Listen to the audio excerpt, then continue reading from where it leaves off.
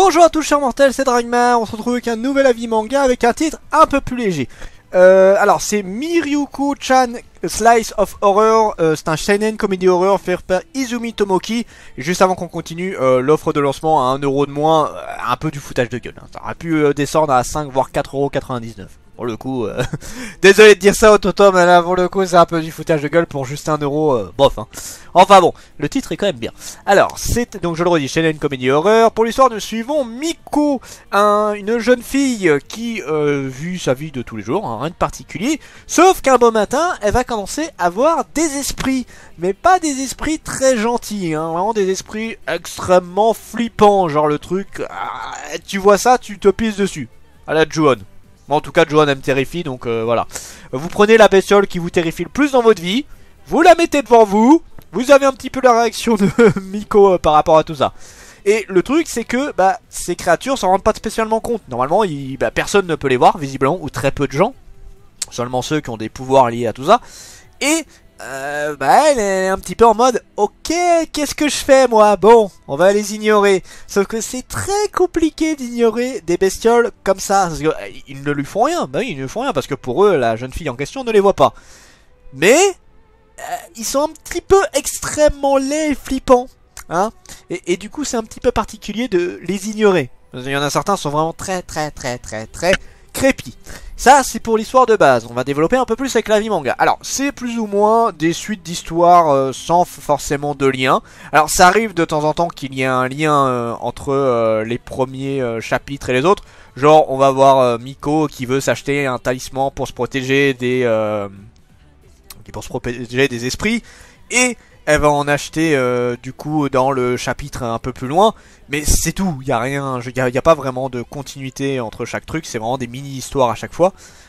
Et là principalement au début il n'y a pas vraiment d'histoire, c'est vraiment on est en mode à chaque fois c'est une mini-histoire avec Miko qui essaye de surmonter le fait de pas montrer qu'elle les voit. Tout simplement, c'est pas toujours évident parce que certains esprits des fois interagissent avec elle en mode je vais prendre un exemple. À un moment elle était dans un café et il y a un mec qui en fait croyait que Miko la regardait parce que genre il est trop beau tout ça, alors que non, elle était obnubilée par l'esprit qui était à côté du mec, qui était une sorte de femme ultra creepy, qui était ultra jalouse et qui arrivait vers Miko en mode tu touches pas à mon mec et tout.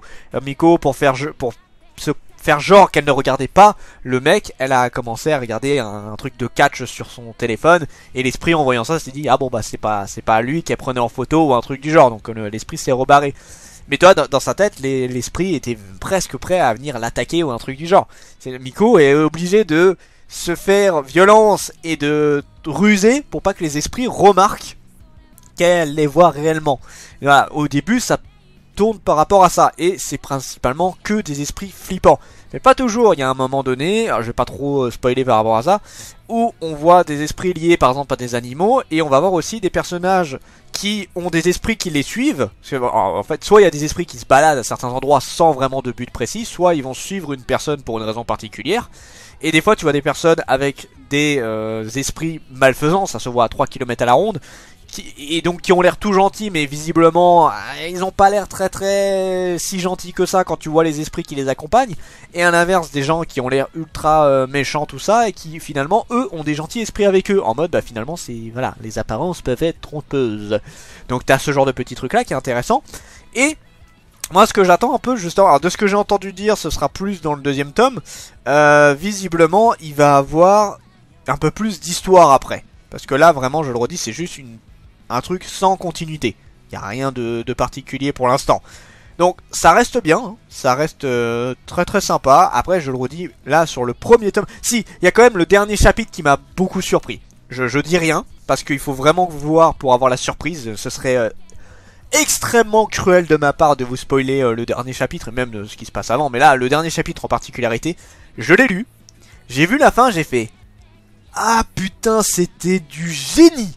Et c'est vrai que c'est pas le genre de truc que tu t'attends pour un manga comme ça. Alors je vais pas dire simple, quand même, un peu, mais pas si simple que ça. Le manga est travaillé, bien évidemment, mais c'est vrai que je l'ai pas vu venir. Et j'étais vraiment en mode ah c'était tellement bien mis. Oh, ah des fois t'as des éclairs de génie, tu lis ça, tu fais Ah, l'auteur il m'a dégommé là. Je vous dis rien, je vous laisse la surprise par rapport à ça. C'était très très cool. J'ai beaucoup aimé voilà, beaucoup aimé. C'est un manga qui est sympa. Je vais pas le dire au genre brisé par ton amour ou là vraiment j'ai surkiffé. Non, là j'ai beaucoup aimé. C'était sympa à lire. C'est un bon moment. C'était un bon moment de lecture.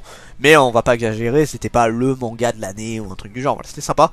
Là, du coup, c'est surtout vis-à-vis des personnages. Enfin, surtout vis-à-vis des esprits que c'est assez impressionnant.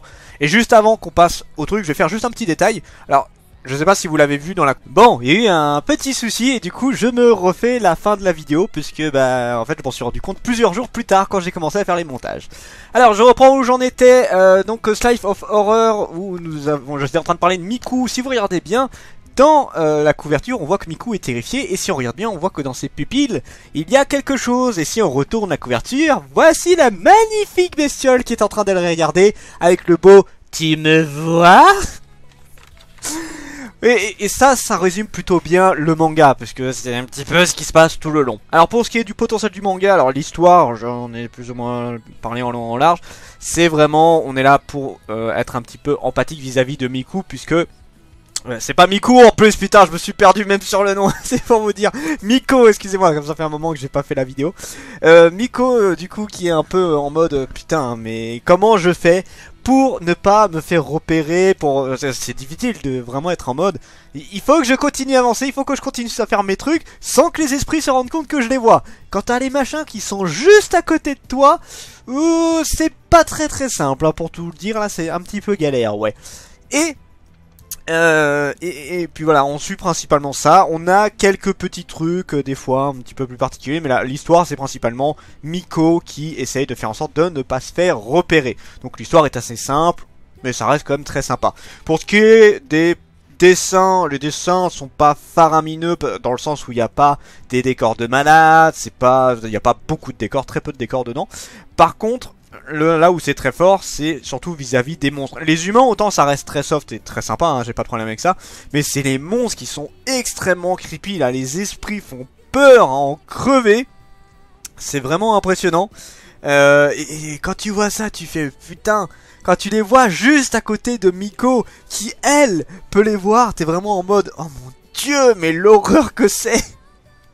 En fait c'est super flippant de les voir à chaque fois. Et vraiment être en mode se dire mais est-ce qu'ils vont la repérer? Parce que si jamais ils la repèrent, je sais pas d'ailleurs qu'est-ce qu'ils pourraient vraiment faire s'ils la repéraient. Du coup les personnages, alors on suit principalement Miko. C'est Miko qu'on suit essentiellement.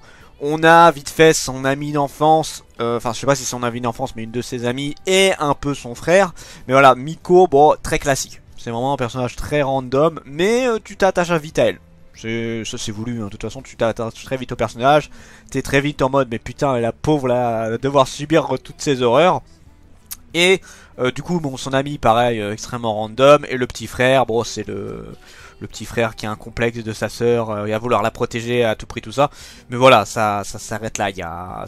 Les personnages c'est pas vraiment ça le point fort du manga. C'est vraiment les créatures, les esprits qui sont terrifiants, qui sont ultra creepy. Jusqu'où le manga peut aller, bah je sais pas. Je sais pas si là il y a 2 tomes pour l'instant. Je sais pas si la série va vraiment aller dans le mode à chaque fois c'est des petites histoires sans vraiment de fondement tout ça. Enfin de fondement de suite directe. Ou est-ce qu'on va avoir un peu une vraie suite et surtout une vraie suite d'histoires. Et surtout est-ce qu'on va avoir une explication de pourquoi Miko s'est mis d'un coup à les voir. C'est ça aussi qui serait intéressant. Donc ouais pour l'instant le manga est sympa. J'espère juste qu'il y aura une évolution un peu plus poussée que ça. C'est juste des petites histoires. Alors ça marche avec certains, genre comme Takagi me taquine. Celui-là, je vous avoue que j'aimerais un peu plus de fondement. Mais on verra, hein, ça, à la limite, même si ça reste dans ce style, ça passera quand même. Est-ce que je vous le conseille? Je dirais d'attendre un peu, voir ce que ça peut donner pour la suite. Moi perso, je vais pas l'acheter tout de suite, j'ai d'autres mangas en priorité. Donc voilà, c'était une lecture agréable, qui était marrante. Mais pas au point de me dire, je veux absolument la suite, quoi. Donc voilà, ça s'arrête là, ça reste une bonne lecture, après je le mets pas dans mes lectures favorites et tout. Sur ce c'était Dragmar et je vous dis à la prochaine, chers mortels.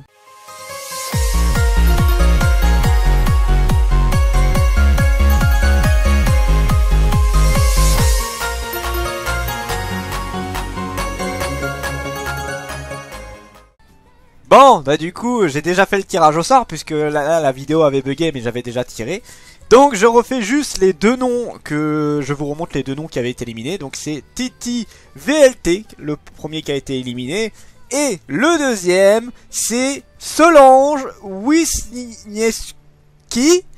Je ne comprends pas des noms comme ça. Pourquoi cette personne a un nom aussi compliqué? Je connais cette personne, elle va me défoncer la gueule, mais c'est pas grave. J'essaie une fois. Wisniewski. Je sais pas si j'ai eu bon, mais voilà. Solange... Solange Winnie, voilà, je vais appeler ça le Solange Winnie. Solange Winnie éliminé, voilà. Et dans ma tête, j'avais une petite prière en mode ça aurait été marrant que ce soit cette personne plus une autre qui se fasse éliminer, mais non, pas pour cette fois. Ah, pour une prochaine fois. Et voilà, sur ce c'était Dragmar et je vous dis à la prochaine, chers mortels.